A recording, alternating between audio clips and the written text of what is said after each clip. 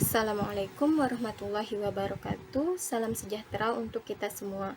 Perkenalkan, nama saya Indah Yulia dengan NIM 20141011P dari kelas SI 6SP.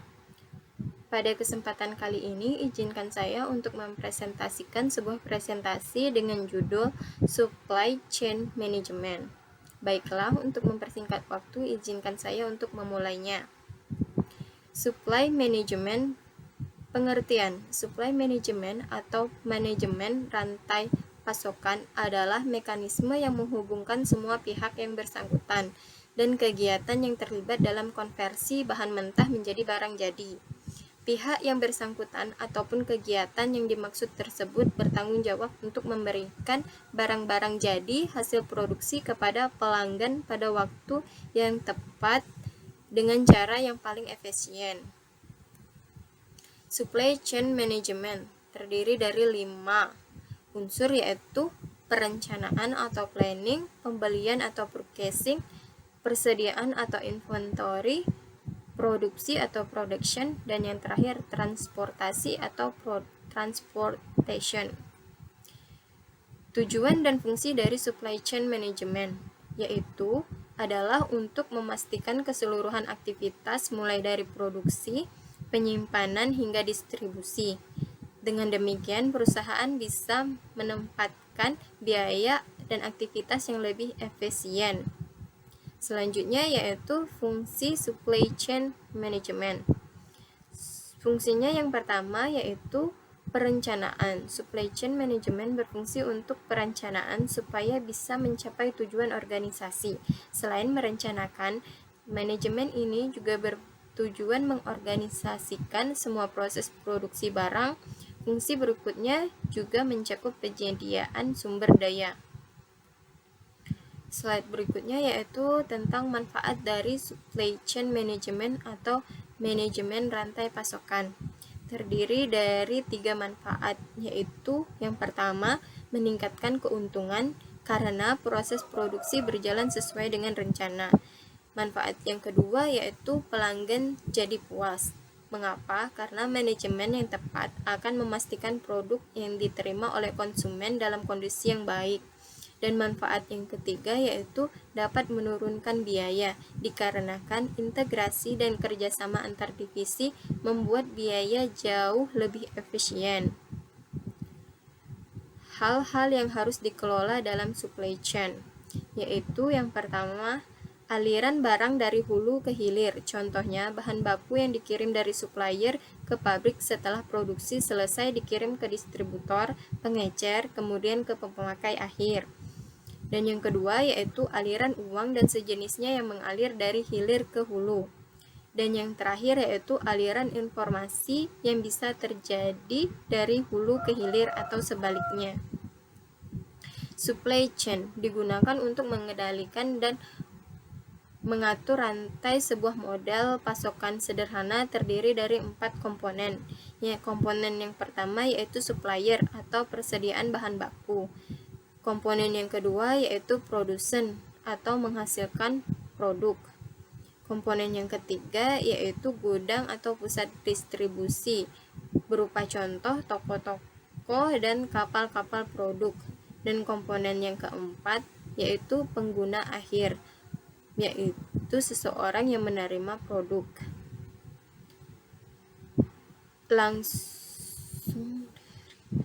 Langsung dari penerapan supply chain management bagi perusahaan. Kiat-kiatnya yaitu yang pertama, 1. Supply chain management secara fisik dapat mengkonversi bahan baku, yang artinya secara fisik dapat mengkonversi bahan baku menjadi produk jadi dan mengantarkannya kepada konsumen akhir. Manfaat ini menekankan pada fungsi produksi dan operasi dalam sebuah perusahaan. Yang kedua yaitu supply chain management berfungsi sebagai media pasar, yaitu memastikan apa yang dipasok oleh rantai supply mencerminkan aspirasi pelanggan atau konsumen akhir tersebut. Dan yang terakhir yaitu ditinjau dari segi ongkos, di mana fungsi pertama berkaitan dengan ongkos-ongkos fisik dan fungsi kedua berkaitan dengan biaya-biaya survei pasar perancangan produk, serta biaya-biaya akibat terpenuhnya aspirasi konsumen. Prinsip-prinsip supply chain management yaitu yang pertama, segmentasi pelanggan berdasarkan kebutuhan. Yang kedua, supply sesuaikan jaringan logistik untuk melayani kebutuhan pelanggan yang berbeda. Dan yang ketiga yaitu dengarkan signal pasar dan jadikan signal tersebut sebagai dasar dalam perencanaan kebutuhan.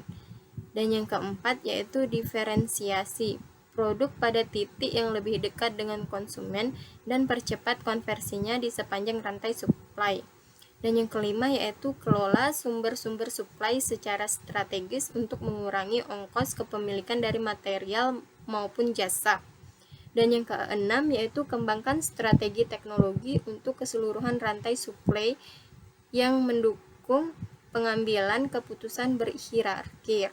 Yang ketujuh yaitu adopsi pengukuran kinerja untuk sebuah supply chain secara keseluruhan. Penerapan supply chain yaitu yang pertama, keadaan umum pemasok. Terdiri dari ukuran atau kapasitas produksi, kondisi finansial, kondisi operasional, fasilitas riset dan desain, lokasi geografis, hubungan dagang antar industri. Penerapan supply chain management yaitu keadaan pelayanan, waktu penyerahan material, kondisi kedatangan material, kuantitas pemesanan yang ditolak, penanganan keluhan dari pembeli, dan yang kelima yaitu bantuan teknik yang diberikan, dan yang terakhir informasi harga yang diberikan. Persyaratan penerapan supply chain management yang ketiga yaitu keadaan materialnya, di mana berupa kualitas material, keseragaman material, jaminan dari pemasok, dan keadaan pengepakan atau pembungkusan. Peran teknologi internet, aplikasi internet dalam konteks supply chain management yaitu electronic procurement atau e-procurement. Yang kedua yaitu electronic fulfillment atau e-fulfillment. Electronic procurement salah satu model pengadaan yang mendukung hubungan jangka pendek adalah e-auction, yaitu suatu aplikasi yang mendukung kegiatan lelang yang dilakukan secara elektronik. Peran yang berikutnya yaitu sebagai manajemen gudang meliputi pengendalian persediaan produk dan kegiatan administrasi gudang secara umum. Dan peran yang keempat yaitu manajemen transportasi, keputusan, mode, dan rute transportasi termasuk di dalamnya. Peran teknologi terhadap supply management yang berikutnya yaitu komunikasi dengan pelanggan untuk memberikan informasi status pesanan, dukungan teknis, dan sebagainya. Dan peran yang terakhir yaitu kegiatan reverse logistik yang berupa pengembalian produk ke bagian supply chain akibat pengembalian dari pelanggan. Kesimpulan, supply chain management atau manajemen rantai pasokan adalah mekanisme yang menghubungkan semua pihak yang bersangkutan dan kegiatan yang terlibat dalam konversi bahan mentah menjadi barang jadi. Supply chain management memiliki tujuan, fungsi, dan manfaat sehingga dapat membantu perusahaan menjadi lebih maju. Demikian presentasi yang dapat saya lakukan. Apabila terjadi kesalahan, saya minta maaf. Saya akhiri, wabillahi taufiq wal hidayah. Wassalamualaikum warahmatullahi wabarakatuh.